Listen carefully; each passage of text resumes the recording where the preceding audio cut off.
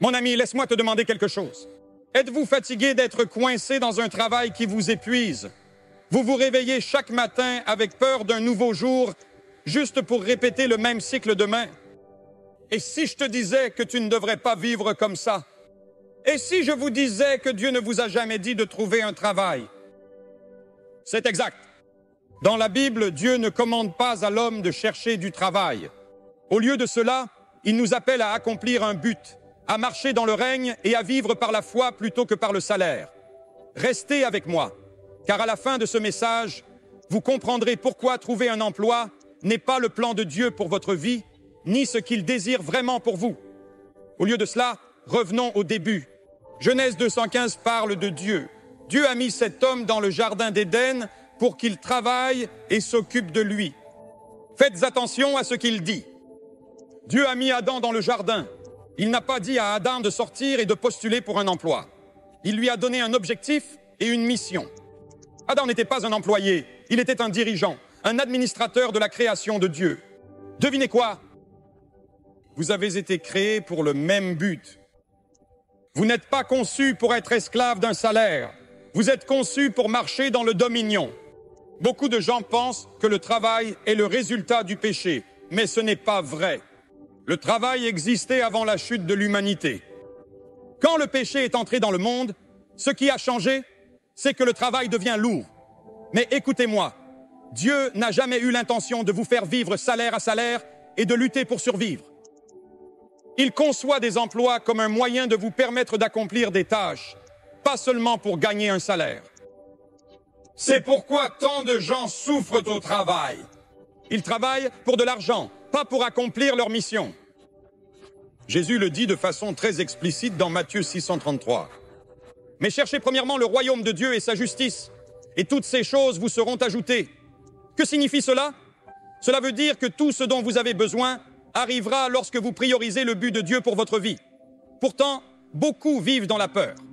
Ils pensent, si je n'ai pas de travail, comment vais-je survivre? Mais laissez-moi vous expliquer que votre emploi n'est pas votre pourvoyeur. Dieu est votre provéant. Observez les oiseaux dans les airs. Ils ne travaillent pas, mais Dieu les nourrit. Matthieu 626 indique que vous valez bien plus qu'un oiseau. Pourquoi alors être inquiet? Pourquoi poursuivez-vous l'argent quand Dieu a promis de satisfaire tous vos besoins? Proverbe 1816 affirme que les dons d'un homme lui ouvrent des portes et le placent devant les personnes influentes. Dieu a placé un talent en vous pour vous soutenir. Le problème est que la plupart des gens ne le découvrent jamais parce qu'ils sont trop occupés à courir après le travail. Lorsque vous développez vos talents, les opportunités vous trouveront. Vous n'avez pas besoin de mendier du travail. Votre don va créer des portes que vous n'auriez jamais imaginées. Moïse n'avait pas besoin de travailler. Il avait besoin d'utiliser le bâton qu'il avait dans sa main. David n'a pas besoin de travailler. Il a besoin d'utiliser son élingue. Qu'est-ce que tu tiens dans la main aujourd'hui? Certaines personnes disent, « Eh bien, j'ai besoin d'un travail parce que j'ai des factures à payer. » Et je comprends cela. Mais voyons comment Dieu peut le fournir. En Matthieu 1727, Pierre devait payer des impôts. Jésus lui a-t-il dit de chercher du travail? Non. Il lui dit d'aller pêcher et dans la bouche du poisson, il trouve de l'argent. Lorsque vous obéissez aux instructions de Dieu, Dieu peut fournir des façons que vous ne vous attendez pas. Beaucoup de gens sont tellement absorbés dans leur travail qu'ils ignorent la voix de Dieu. Mais si vous écoutez, il vous montrera comment obtenir un approvisionnement surnaturel. La peur entraîne les gens dans des emplois qu'ils détestent. Mais 2 Timothée 17 dit que Dieu ne nous donne pas un esprit de crainte, mais une force, un amour et un cœur saint. Si vous voulez entrer dans votre vraie mission, vous devez abandonner votre peur et faire confiance en Dieu. Abraham a dû quitter sa terre natale avant que Dieu ne le bénisse. Pierre devait absolument sortir du bateau pour marcher sur l'eau. Vous devez aussi sortir avec foi.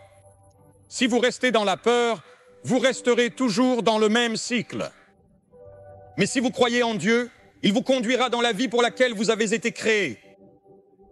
Mon ami, j'ai besoin que tu comprennes ça aujourd'hui. Dieu ne vous a jamais créé pour poursuivre le travail. Il vous a créé pour atteindre un but. Si vous êtes en accord avec le plan de Dieu, vous n'aurez jamais à vous soucier de la provision.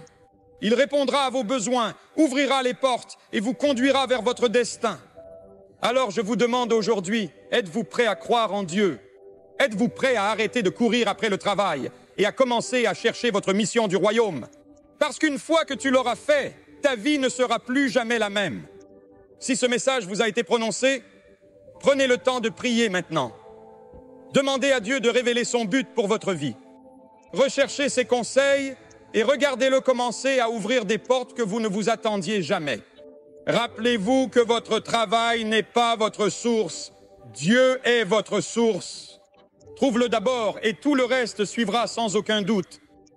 Dieu n'a jamais créé l'homme pour trouver un travail. Il lui a donné le pouvoir de gouverner. Lorsque nous revenons au tout début de la Genèse, nous constatons que Dieu n'a absolument pas créé Adam pour être un employé. En revanche, il lui a donné pouvoir, responsabilité et but. Genèse 126 dit, « Et alors Dieu dit, faisons l'homme à notre image, à notre ressemblance, qu'il domine sur les poissons de la mer, sur les oiseaux du ciel, sur le bétail, sur toute la terre et sur tout ce qui rampe sur la terre. » Remarquez le langage utilisé par Dieu. Il ne voulait pas que des hommes fassent travailler les uns pour les autres. Il a explicitement dit de les laisser diriger. Cela signifie que, dès le commencement, l'intention de Dieu était de permettre à l'humanité de gouverner, de gérer et d'administrer les ressources qu'il a placées sur la terre. Quand Dieu a mis Adam dans le jardin d'Éden, il ne l'a pas envoyé chercher du travail. Au lieu de cela, Genèse 215 nous dit que le Seigneur Dieu a mis cet homme dans le jardin d'Éden pour travailler et prendre soin de lui.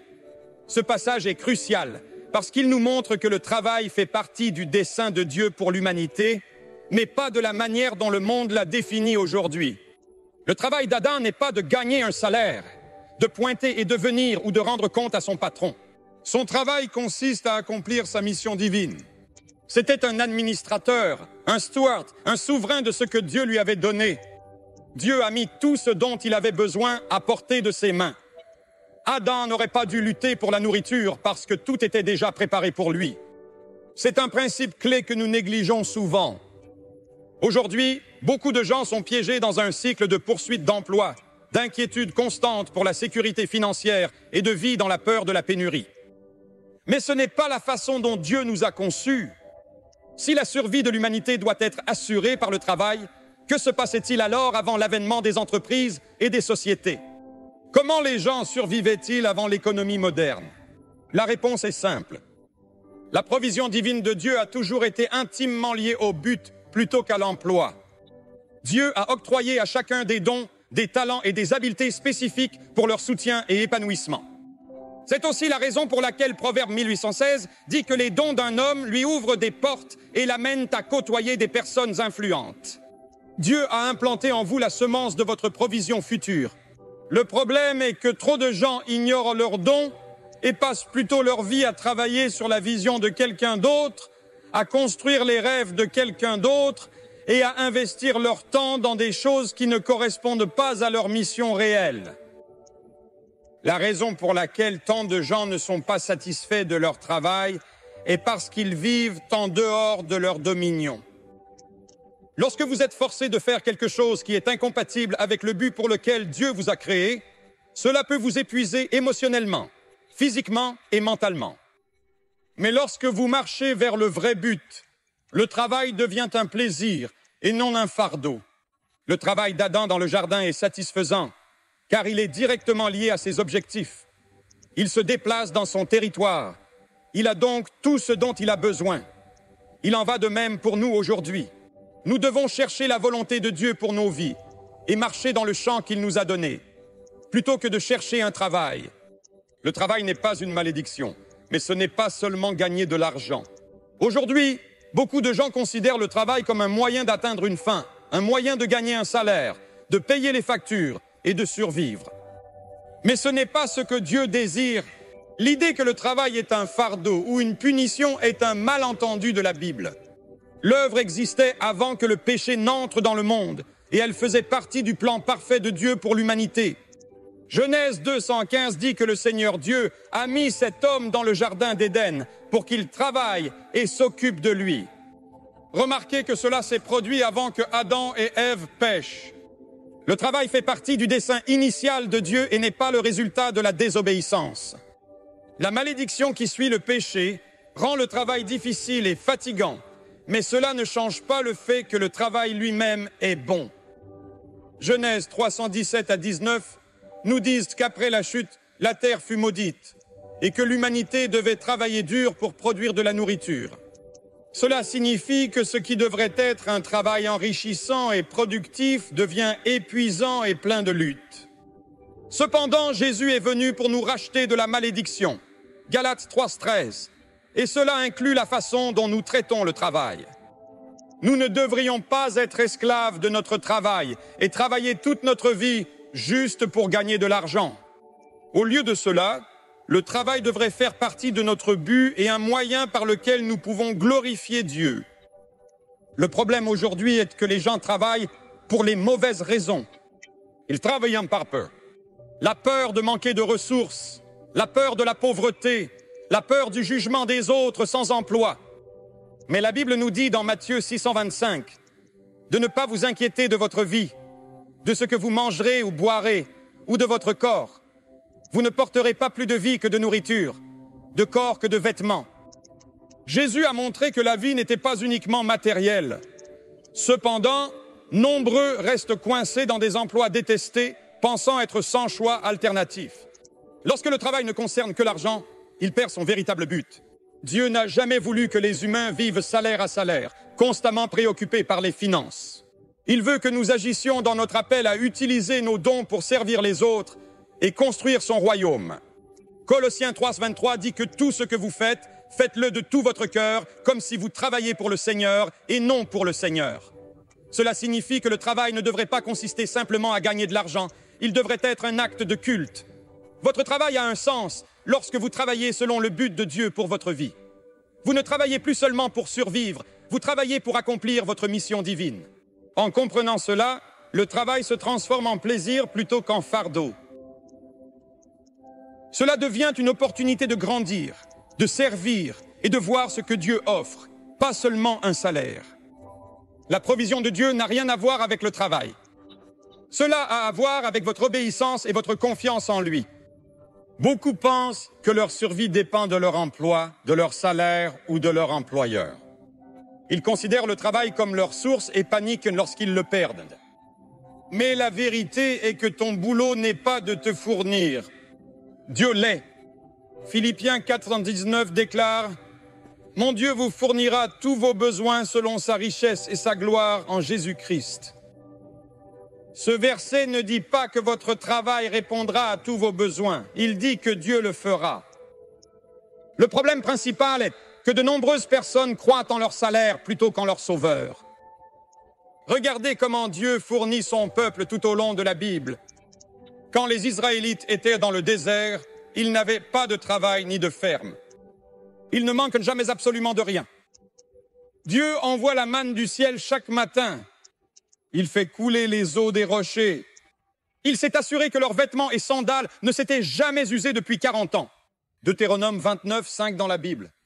Leurs dispositions n'ont rien à voir avec l'emploi. Cela est étroitement lié à la fidélité de Dieu. Jésus a souligné ce même principe dans Matthieu 6:26 lorsqu'il a dit « Regardez les oiseaux du ciel, ils ne sèment pas, ne moissonnent pas et n'emmagasinent pas dans des granges, mais votre Père céleste les nourrit. Ne valez-vous pas infiniment plus qu'eux? Si Dieu prend soin des oiseaux qui ne sèment ni ne récoltent, ne pensez-vous pas qu'il prendra encore plus soin de ses enfants? » Le défi est que beaucoup de gens ne croient pas que Dieu aide en dehors du travail. Ils s'accrochent à leurs employeurs comme si tout leur avenir dépendait d'eux, sans se rendre compte que Dieu était leur véritable source. Beaucoup de gens vivent ainsi dans la peur lorsqu'ils sont au chômage ou confrontés à des difficultés économiques. Ils croient que leurs moyens de subsistance dépendent strictement d'une entreprise, d'un gouvernement ou d'un salaire. Mais Dieu est infiniment plus grand que tout cela. Quand Élie était dans le désert, Dieu envoya des corbeaux pour lui apporter de la nourriture. 1 Roi 17, versets 4 à 6 dans les Écritures. Lorsqu'une veuve mange jusqu'à son dernier repas, Dieu augmente miraculeusement sa farine et son huile afin qu'elle ne puisse jamais en manquer. 1-2 Rois 1714, 16.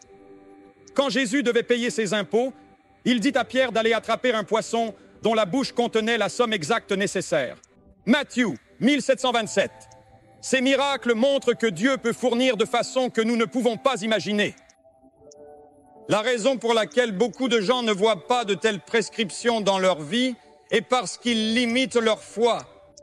Ils pensent que Dieu ne peut les bénir qu'à travers un seul emploi, alors ils restent limités. Mais lorsque vous commencez à croire en Dieu comme votre fournisseur, vous ouvrez la porte à lui pour vous bénir d'une manière surnaturelle. Il peut vous donner des idées commerciales, des relations sacrées, des opportunités inattendues et des percées financières au-delà de votre salaire. C'est pourquoi Jésus nous dit de chercher d'abord le royaume de Dieu et sa justice, et toutes ces choses seront imposées sur vous. Matthieu 6, 33. Arrêtez de considérer le travail comme source et regardez vers Dieu pour une fourniture illimitée par l'économie, l'employeur ou la position. La fourniture de Dieu découle de votre foi, obéissance et confiance totale en lui. Votre vrai objectif n'est pas seulement de gagner un salaire. Trop de gens passent leur vie à courir après l'argent, pensant que la sécurité financière est l'objectif ultime. Ils se réveillent tous les matins, vont faire un travail qu'ils n'aiment pas, travaillent de longues heures, rentrent chez eux épuisés et répètent le même cycle le lendemain. Ils croient que s'ils peuvent gagner un peu plus, économiser un peu plus ou trouver un meilleur emploi, ils seront finalement heureux. Mais la vérité est qu'aucune somme d'argent ne peut vous donner une vraie satisfaction si vous ne marchez pas selon votre but divin. Dieu a créé chaque être humain avec un but unique, une tâche spécifique qui est plus grande que de travailler pour les autres. Éphésiens 2:10 dit que parce que nous avons été créés par lui en Jésus-Christ pour faire du bien, Dieu l'a préparé à l'avance pour que nous puissions marcher. Cela signifie que Dieu a déjà tracé un chemin pour votre vie avant que vous ne soyez nés. Il ne vous a pas conçu pour être coincé dans un travail qui vous épuise ou pour vivre une vie où votre seule préoccupation est de finir les deux bouts. Il vous a donné des dons, des talents et une mission destinée à vous apporter de la joie et à influencer le monde. L'un des plus grands trucs de l'ennemi est de convaincre les gens qu'ils n'ont pas d'autre choix que de suivre les systèmes du monde. Ils suivent le chemin traditionnel. Études, diplômes, travail, retraite en espérant avoir assez économisé. Mais ce n'est pas le système de Dieu. Le système de Dieu concerne le but. Il appelle les gens à construire, à créer, à diriger et à changer. Quand Jésus a appelé ses disciples, il ne leur a pas dit de chercher du travail. Au lieu de cela, il dit « Suivez-moi et je ferai de vous un pêcheur des hommes ». Matthieu 4, 19. Il leur a donné une mission et un but plus élevé que simplement subvenir à leurs besoins. Ils ne cherchent pas de l'argent. Ils suivaient leur appel. Parce qu'ils le suivaient, Dieu leur fournissait tout ce dont ils avaient besoin en chemin. Quand vous trouvez votre véritable but, tout change positivement. Vous ne vivez plus en mode de survie. Vous ne pouvez pas vous contenter de survivre. Vous vous réveillez avec entrain, conscient que votre vie a un sens au-delà de votre salaire. Proverbe 1921 dit que beaucoup sont des plans dans le cœur d'une personne, mais que la volonté du Seigneur l'emporte. Vous pouvez avoir des plans pour votre vie, mais s'ils ne sont pas en harmonie avec le but de Dieu, vous vous sentirez toujours insatisfait. C'est pourquoi tant de personnes se sentent bloquées, frustrées et bouleversées au travail. Au fond, elles savent qu'elles sont capables de plus. Ils savent qu'ils ont été créés pour faire des choses plus grandes. Mais la peur les retient de prendre des risques. Dieu n'a jamais voulu que vous existiez simplement. Il vous a créé pour avoir un impact. Vos objectifs ne concernent pas seulement vous-même, mais aussi ceux que vous êtes appelés à servir. Il s'agit d'utiliser vos dons pour glorifier Dieu et amener son royaume sur terre.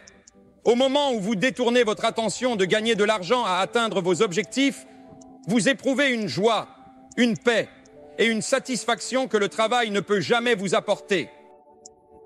Dieu vous a donné des dons et des capacités pour vous soutenir, pas seulement un travail. Beaucoup croient que leur survie dépend de leur employeur ou de leur entreprise. Mais la vérité est que Dieu a mis en vous tout ce dont vous avez besoin pour prospérer. Lorsque Dieu a créé l'homme, il lui a donné la domination sur la terre. Genèse 128. Il n'a pas dit d'aller chercher du travail. Il a dit d'être prolifique et prolifique. Cela signifie que, dans chaque être humain, Dieu a la capacité de produire, de créer de la nourriture à travers leurs talents donnés par Dieu. Le problème est que la majorité des gens n'a jamais développé le don que Dieu leur a donné. Au lieu de cela, ils passent toute leur vie à travailler pour autrui, à bâtir les visions des autres en négligeant leur propre vision. Mais la Bible est claire que les dons d'une personne feront de la place pour eux et les amèneront à de grands hommes. Proverbe 1816. Votre travail peut vous donner un salaire, mais vos dons vous ouvriront des portes, vous élèveront et vous amèneront à des occasions divines. Beaucoup de gens sont coincés dans un travail qu'ils n'aiment pas parce qu'ils n'ont jamais pris le temps de demander ce que Dieu m'a donné.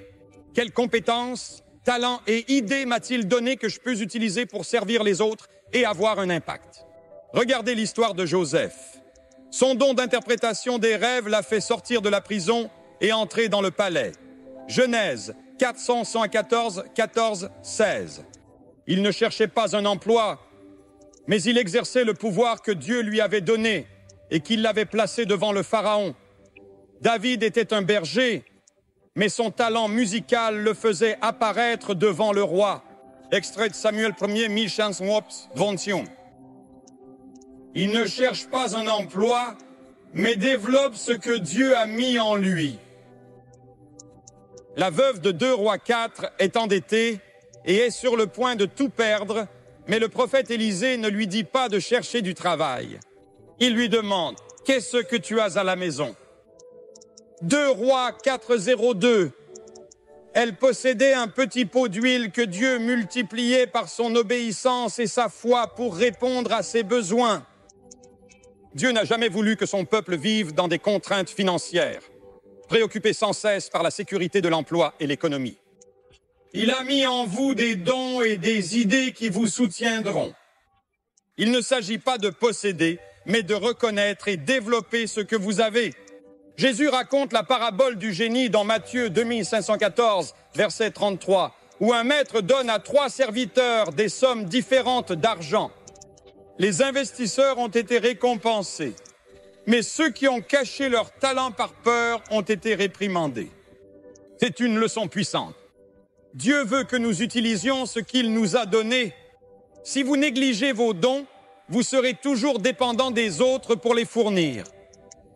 Mais quand vous cultivez ce que Dieu a mis en vous, vous marchez dans l'abondance divine.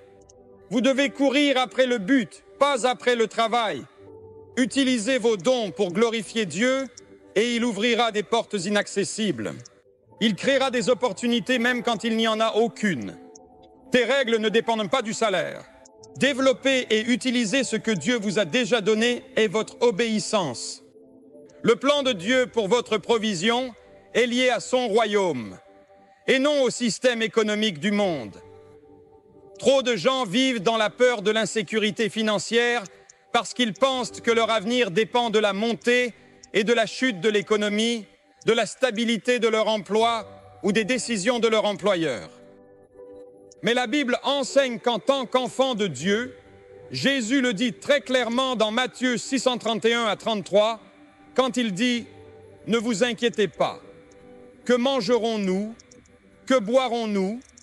Que porterons-nous? Car les païens poursuivront tout cela.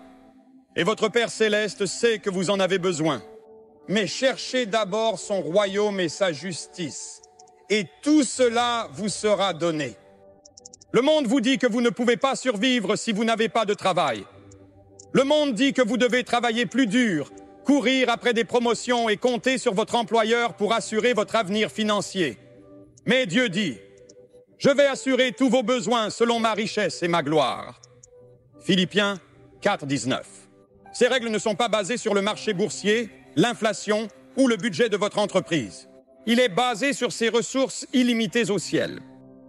Les Israélites ont vécu cela lorsque Dieu fournissait de la manne du ciel tous les jours. Ils n'étaient employés par personne, mais ils n'avaient jamais manqué d'hommes. L'économie ne détermine pas leur approvisionnement, c'est Dieu qui le détermine. Le danger de dépendre du système mondial est que lorsque vous faites confiance au salaire, cela vous plaît dans un cycle de peur. Lorsque vous dépendez d'une entreprise, vous devenez anxieux lorsque le salaire est en jeu. Quand des licenciements sont annoncés, vous paniquez. Mais quand vous comptez sur Dieu, vous vivez en paix, sachant que peu importe ce qui se passe dans le monde, l'économie de Dieu ne peut jamais échouer. Le même Dieu, en envoyant des corbeaux pour nourrir Élie, un roi 17-6 pour soutenir la veuve de Sarépate en augmentant ses fleurs et son huile, un roi 1714 à 16 est le même Dieu qui vous nourrira. Jésus n'est pas venu sur terre seulement pour nous sauver de nos péchés. Il est venu nous enseigner comment vivre pleinement dans le royaume des cieux. Il a appris à ses disciples à avoir une confiance totale dans la provision de Dieu. Lorsqu'il les envoya prêcher, il leur dit de ne rien apporter, car les ouvriers sont dignes de leur salaire. Luc 10, 7. En d'autres termes, leur nourriture vient lorsqu'ils accomplissent une mission sacrée. Quand Pierre avait besoin d'argent pour payer ses impôts, Jésus ne lui a pas dit de chercher du travail. Il lui dit d'aller attraper un poisson. Et dans la bouche du poisson, il trouva la quantité exacte dont il avait besoin. Matthieu 1727. Ce n'est pas seulement un miracle, c'est une leçon. La provision arrive quand nous obéissons à Dieu, et non quand nous poursuivons les méthodes du monde. Le royaume de Dieu fonctionne par la foi, l'obéissance et l'administration. Lorsque vous le cherchez d'abord, Dieu prendra soin de vos besoins. Lorsque vous sortez dans la foi et faites ce qu'il vous a appelé à faire, il ouvre un chemin là où il semble n'y avoir aucun chemin. La clé est d'arrêter de considérer le monde comme votre source et de commencer à tourner votre attention vers Dieu. Votre sécurité ne réside pas dans votre travail, mais dans celui qui a tout entre ses mains. Mon cher ami, Dieu ne vous a jamais conçu pour vivre en peur, poursuivre un travail et dépendre du monde pour survivre. Vous avez été doté de talents, de capacités et d'un but divin pour vous soutenir pleinement. Le monde peut vous dire que votre sécurité vient de votre salaire, mais la parole de Dieu dit que votre sécurité vient de lui. Il est le Seigneur Élec, ton provéant. Il a nourri Israël dans le désert. Il a envoyé des corbeaux pour nourrir Élie. Il a multiplié l'huile des veuves et il peut faire de même pour vous si vous croyez en lui. Arrêtez de chercher du travail et commencez à regarder vers Dieu. Arrêtez de dépendre des hommes et commencez à dépendre du royaume. Cherchez d'abord sa justice et tout le reste vous sera ajouté. Développez ce qu'il a mis entre vos mains. Marchez audacieusement dans la foi et regardez-le ouvrir les portes que personne ne peut fermer. Les économies peuvent changer, les entreprises peuvent échouer, mais la provision de Dieu est éternelle. Il est fidèle. Il ne vous quittera jamais, il ne vous abandonnera pas. Restez sur ses promesses, marchez sur vos objectifs et croyez que Dieu qui vous a créé vous soutiendra aussi.